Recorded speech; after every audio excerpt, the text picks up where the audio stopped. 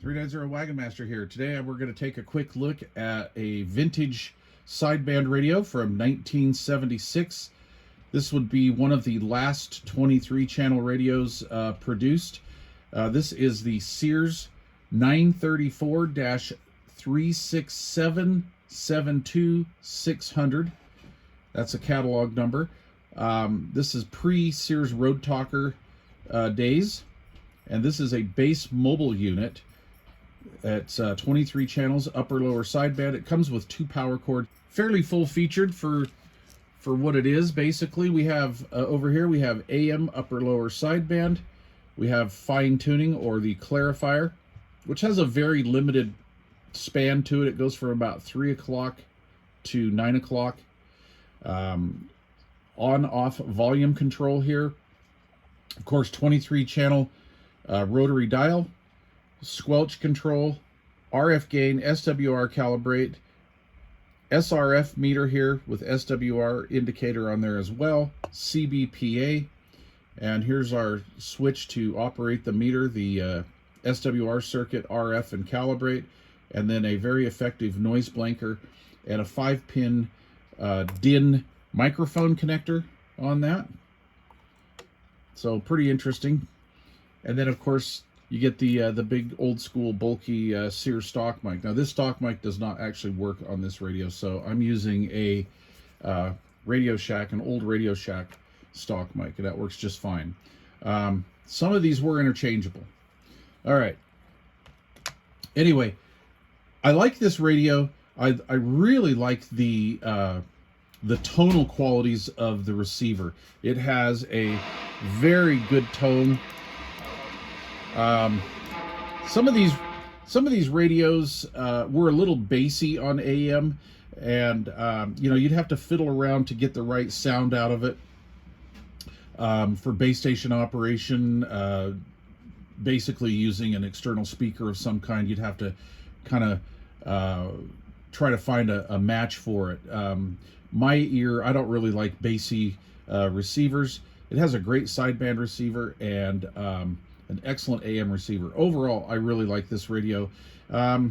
It does kind of have some weak adjacent channel rejection, so if you get a lot of big stations coming in when the DX is rolling, it can be kind of a pain because you'll get a fairly decent amount of bleed over. So I think that was the biggest weakness of this radio, was the adjacent channel rejection, for sure.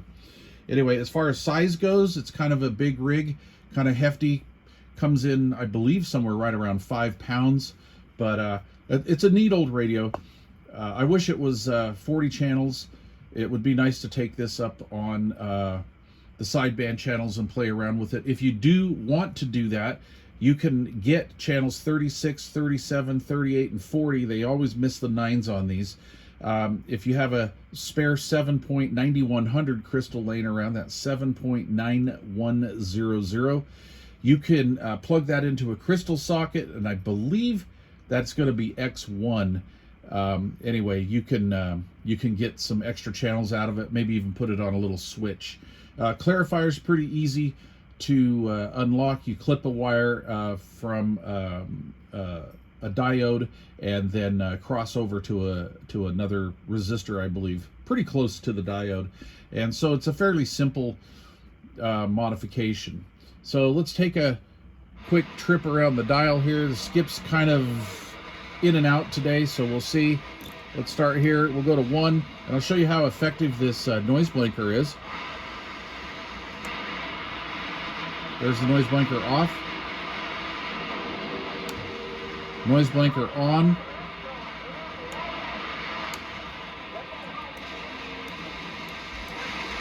See that bleed over? Good copy. Real good copy. God bless you. God keep you, my friend, till we do it again. Mr. 211, I have no... Beautiful audio quality.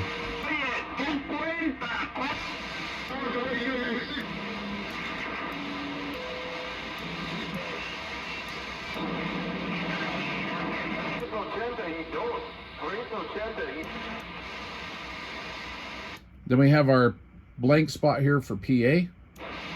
And then 23. All right. This actually is a 24 channel radio. And when I was a kid back in the day, you know, this is what we had. There was kind of this little, I guess you could say, a hack, what they would call a hack nowadays. And sometimes you could get a radio to go in between channel 22 and the blank spot and get another frequency out of it. Like say channel 25 or 26, kind of depends on the crystal makeup of the radio. And I don't really remember the details much anymore. But you could also, on some radios, go between the PA spot and 23 and get channel 24, 25, something like that. And so just for giggles, I have my little President Jerry here, little bench walkie-talkie. That's picking up a little interference from the radio, so we'll squelch that up a little more. And this radio, if you go between the PA blank spot and 23, you get actually channel 24, and it's not really hard to get. So let's try that. All right.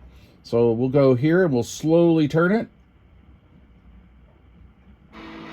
till you hear the receiver come back. And as you can see, we're between the PA spot and 23, and we've got 24. We'll turn up the volume here. 1, 2, 3, 4. 1, 2, 3, 4 on 24.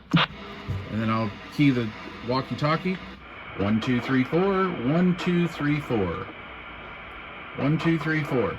And as you can see on the radio in the background, that's on 23 right now, and I just wanted to verify that we are transmitting and receiving on 24. Hello, 1, 2, 3, 4. 1, 2, 3, 4. Okay.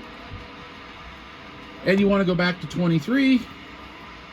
And I'll put the walkie-talkie back to 23. And as you can see, that's bleed over right there. Okay, 1, 2, 3, 4. But then we'll click it over here to 23, and we now have full signal. So, you know, not really a big deal anymore. But boy, back in the day, man, if you could squeeze out like even one more channel, that was way up there on the cool factor, in my opinion. As let's see, as a 13-year-old when this radio, 13-year-old when this radio came out, that was a big deal to be able to go to 24. So anyway, I thought you guys would like to see this. I want to thank Steve-O up in North Salt Lake for donating this radio to the cause. All modes and functions do work on this radio. I'm going to hunt around a little bit for a 7.9100 crystal in here and maybe take this up to the upper sideband channels and try to use that. Again, I really like the tonal quality of this rig. It's kind of an old gem for sure. If you have one of these or know anything about one of these, let me know in the comments down below. Tell me your story. This one here, cosmetically, is in pretty decent shape. It has a little nick right here, but that's about it. Okay, and there you go. The Sears AM single sideband 934 367 72 600 AM single sideband mobile CB radio.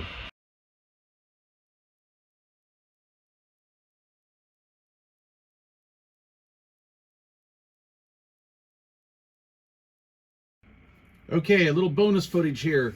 I have got the Sears radio on channel 13, so that's halfway in the band for this radio, and we're going to do a little RF output check. I have the monitor bench radio over here on 13 as well. Let's get this situated here. Hopefully you guys can see that. Okay. Using the realistic stock mic, again, like I say, the Sears mic is dead. We're going to key this up on AM and hello radio, hello radio. Turn that volume up just a little bit more. Okay, we have just a hair under 4 watts, hair under 4 watts. 1, 2, 3, 4. And we'll go over to sideband and hello radio. We got about almost 8 watts with about an average of 3 or 4 watts. So definitely, I do not believe this radio has been messed with. The screws on the cabinet do not look like they've ever been touched. The Phillips head on those look unscathed, and I'm feeling pretty confident this thing just Could probably use a little bit of an alignment, wake it up a little bit. So anyway, let's see here.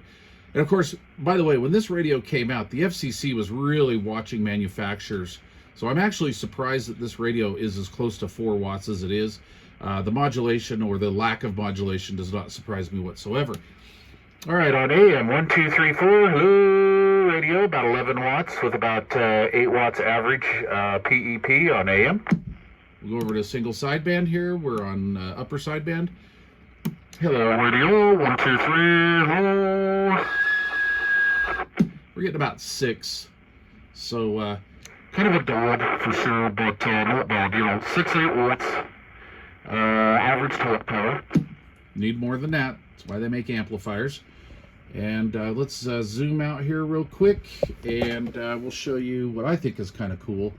The little meter here. How it goes like this. 1, 2, 3, hello, radio. That's on sideband. We'll go to AM.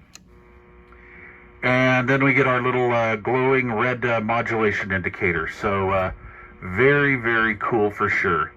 Okay, thanks for watching. Cheers.